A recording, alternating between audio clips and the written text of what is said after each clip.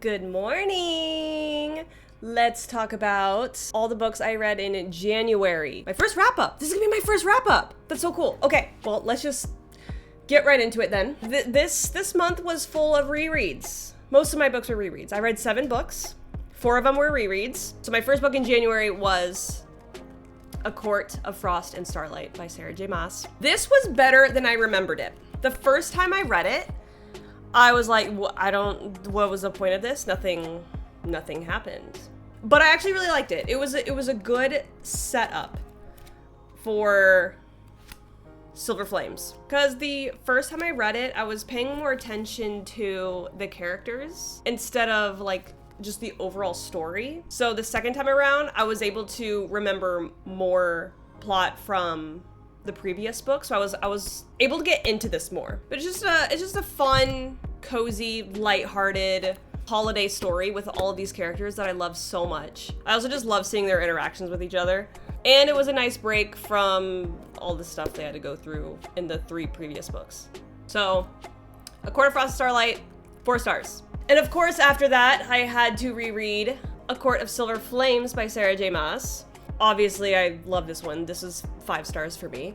The first time I read it, I remember hating Nesta way more. But the second time around, maybe it's because I was annotating it, there's a lot more growth happening than her being an asshole. So that was nice to see. I'm like, okay, she's actually trying. But I also really hate miscommunication trope. Oh, maybe I should dock like half a star for it then. I don't know. No, I enjoyed it more than it gives it 5 star stays. And then I moved on to the Crescent City series by Sarah J. Maas. So this is This is House of Earth and Blood by Sarah J. Maas. We follow Bryce Quinlan. She is a half fae, half human, and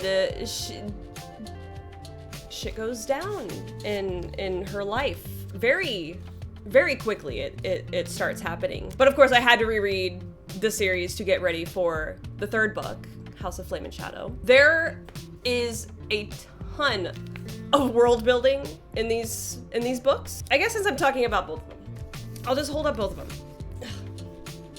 And also, look at that. Look at that. That's good. That's good. Tons of world building. But it makes sense to do that. You know, you're in a different world. I personally love the amount of world building that is in these books.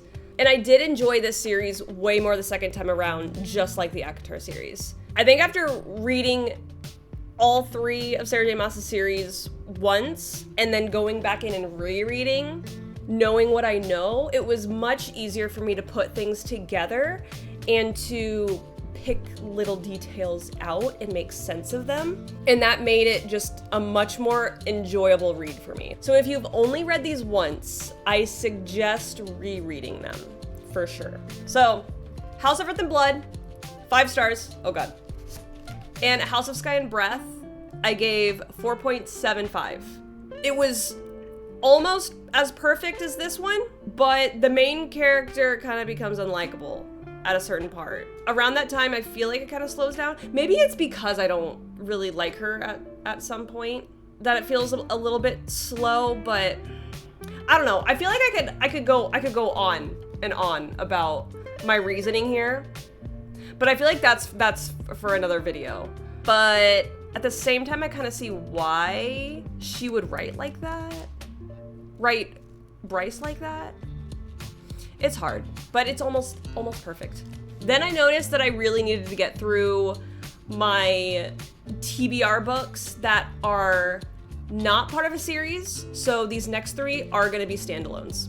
So the first standalone that I read in January was The Push by Ashley Audrain. So we follow Blythe, and she has a daughter, Violet, and she notices Violet seems a little different than all the other babies.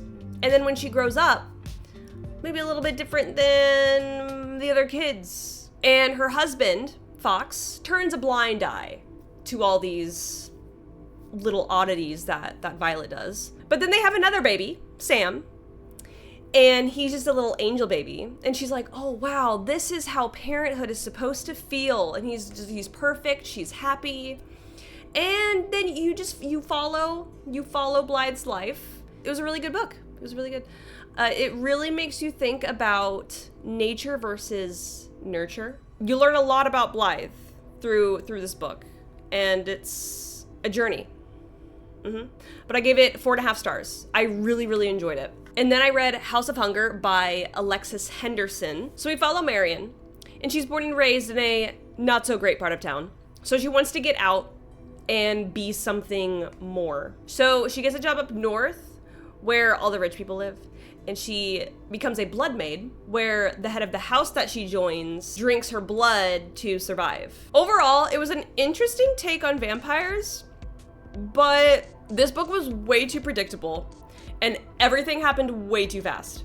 Way too fast. And as I was reading, I was like, I know exactly what's gonna happen. I know exactly what this author is trying to set up. So yeah, predictable, way too fast. I gave it 2 stars. I wasn't really a fan. And the last book I read in January was Mayfly by CJ Lead. So this one, we follow Maeve. She lives in LA, and she works at Disneyland, playing as Elsa. But then after hours, she likes to frequent bars with her odd little books, because she's an odd little person, or spend her time in her bedroom doing things. And then her best friend slash coworker's brother Gideon moves into town, and her world kind of gets flipped upside down because Gideon kind of sees this different side of Maeve that other people either don't see or they refuse to acknowledge.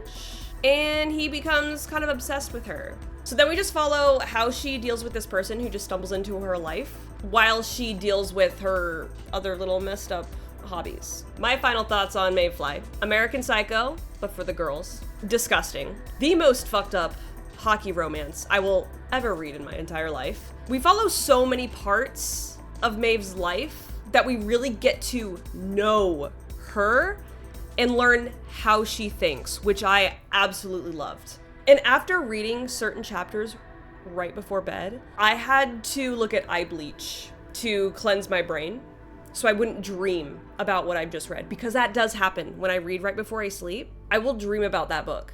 So I had to look at eye bleach, and that's never happened before. I've never had to do that, but I loved it. I gave it 4 stars. So there's all the 7 books that I read in January. Hi, Bo. Okay, so we got options, Tim. Banana cinnamon ice cream with almond toffee clusters and salted caramel core. That does sound pretty interesting. I kind of want to try that. The banana sounds pretty good. Okay, I'll see you soon. Bye. Bye. I'm getting ice cream. Let me know what your favorite book in January was, and I really hope you enjoyed. Thank you so much for watching, and I will see you in the next video. Bye.